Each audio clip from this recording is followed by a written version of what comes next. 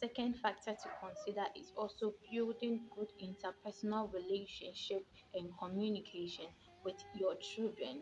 You have to ensure that there is that parent-child relationship, being there for them at all times, paying listening ears to them.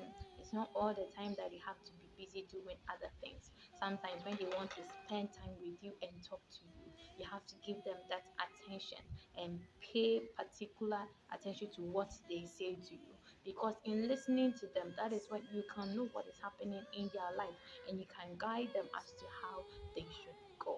It is also important to expose them to the right people, being it in your extended family or on the outside, so that they know the kind of people they mingle with, so that it will not be that they would find themselves among bad company.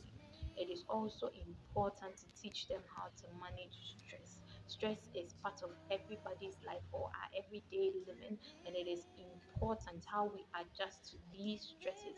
You have to make them understand that stress are in stages, and children also have tears, and that it is part of life. You can teach them how they can manage themselves when they go through situations. Example, not being able to do their homework. You make them understand that it is normal, and then you sit with them and to teach them. When they are not doing well in school, you can sit with them and form a timetable so they can look on which and go a long way to help them. So there are petty things that they may encounter, that when they communicate to you, you have to help them, teach them how they can manage themselves when they encounter such stresses. Another thing you have to also consider is building their self esteem. You have to make them have confidence in themselves, not only at their best, but also at their worst. You have to teach them how to say yes when necessary, and how to say no when necessary. It is important that their yes become their yes and their no become their no.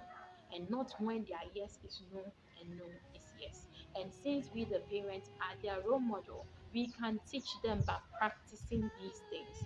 That you don't do different things and then say another.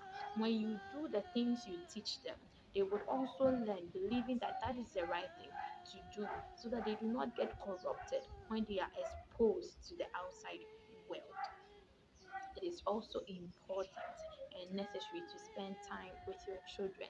We are busy looking for money, we are busy finding work and doing other things, but they are also important to us because they are our children, they are our future.